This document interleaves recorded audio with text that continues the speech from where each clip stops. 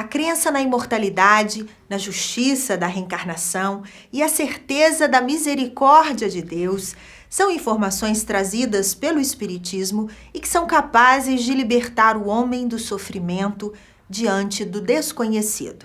No programa de hoje você vai assistir uma entrevista com José Passini, doutor em Linguística e ex-reitor da Universidade Federal de Juiz de Fora, em Minas Gerais.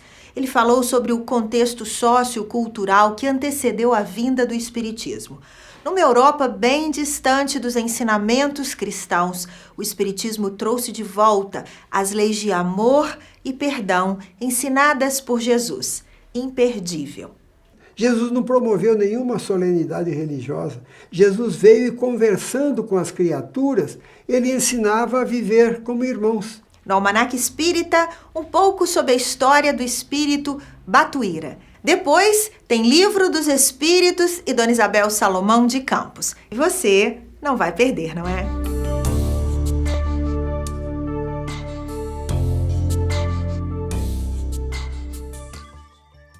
Professor Passini, quais eram as condições socioculturais que antecederam a vinda do Consolador Prometido? Eram terrivelmente contrárias a tudo aquilo que Jesus havia ensinado.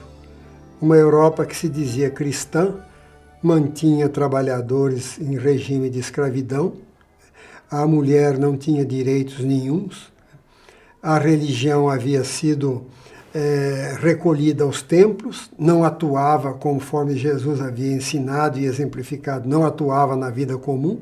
A religião era praticada exclusivamente nos cultos religiosos no interior do templo, em meio a cânticos e manuseio de objetos de culto, solenidades religiosas, em nada influindo na vida prática.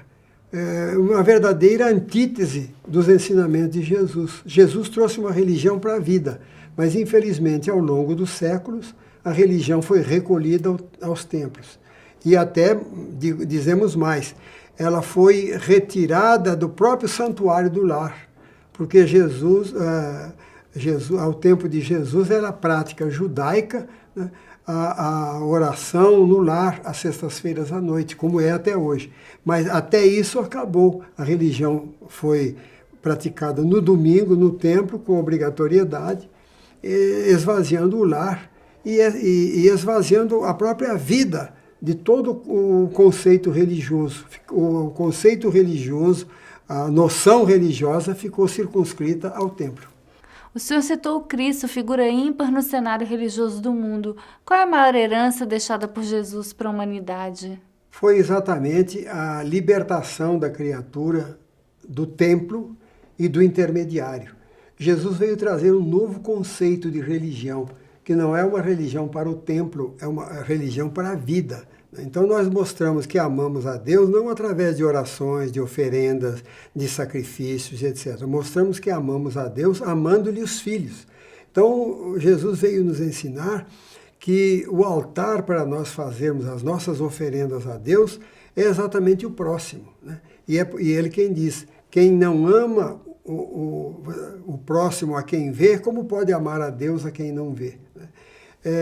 Toda a mensagem de Jesus é fundamentada nesse esforço de a criatura viver efetivamente a religião no dia a dia, no lar, no trabalho, no lazer, em todos os lugares, né? Então é uma visão nova do conceito religioso.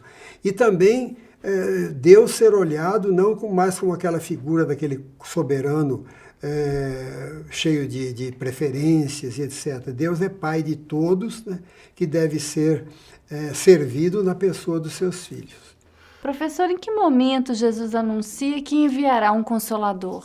Já ao final da sua missão, João registrou lá no seu Evangelho, nos capítulos 14 e 16. Notadamente no capítulo 14, ele diz assim: ainda tenho muito a vos dizer, mas não podeis suportar agora. Quer dizer, ele reconheceu que a humanidade não tinha condições, que ele havia chegado ao limite daquilo que as pessoas poderiam entender. E então ele disse, ainda tenho muito a vos dizer, mas não podeis suportar agora. Notemos que esse discurso não foi feito para aqueles judeus daquela época, foi feito para toda essa massa de espíritos que evoluímos em torno da Terra, né? Para a humanidade de todos os tempos, né? Eu não vos deixarei órfãos, rogarei ao Pai, e ele vos enviará outro Consolador. E esse Consolador vos ensinará todas as coisas, quer dizer, vai explicar aquilo que eu não pude explicar, e vos fará lembrar de tudo que tenho ensinado. Por isso o Espiritismo busca, se fundamenta no Novo Testamento, né, buscando exatamente fazer com que nós vivamos efetivamente a religião deixada por Jesus. E por que o Espiritismo é considerado o Consolador prometido? Exatamente porque ele explica aquilo que Jesus não pôde explicar e revive tudo aquilo que foi sepultado pelos teólogos, né? Porque pelos exegetas da Bíblia, né, que inventaram práticas que nunca foram sequer comentadas por Jesus, né?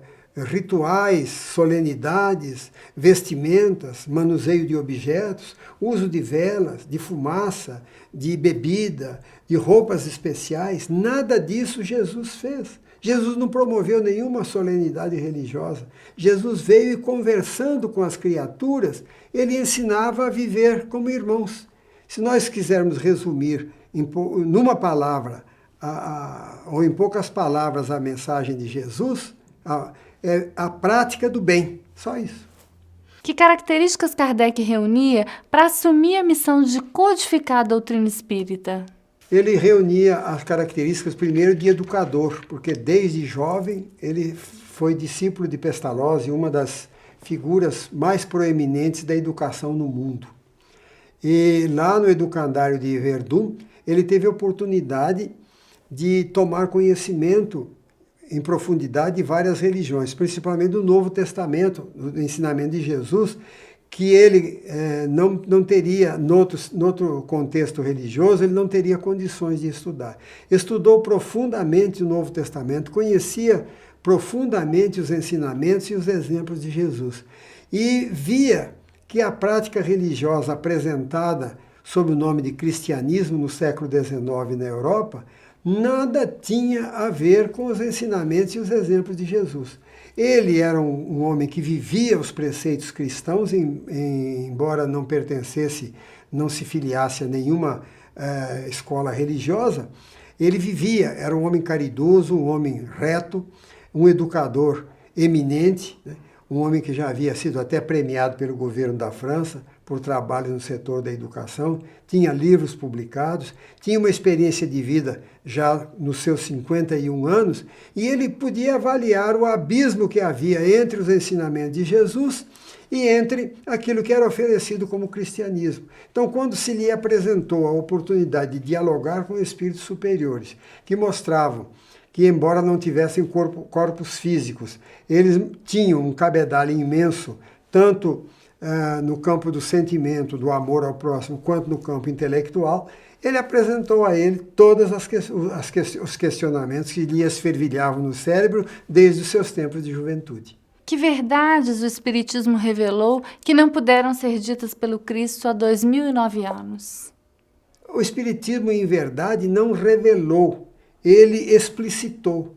Porque, por exemplo, a ressurreição de Jesus, que se deu em corpo espiritual, como está fartamente mostrado no Novo Testamento, como Paulo, o apóstolo, foi o único que entendeu, está lá perfeitamente explicitado na primeira carta aos Coríntios, no capítulo 15, quando Paulo fala, se não há ressurreição dos mortos, como nós ressuscitaremos? O Cristo não ressuscitou.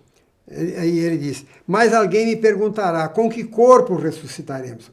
Olha a pergunta que Paulo faz para si próprio. E ele responde, né? Se existe corpo material, existe corpo espiritual. Semeia-se corpo animal, ressuscita corpo espiritual. Se existe corpo terrestre, existe corpo celeste. E no versículo 50 da primeira carta aos Coríntios, do capítulo 15, ele diz o seguinte, a carne e o sangue não podem herdar o reino de Deus. porque a corrupção não herda a incorrupção.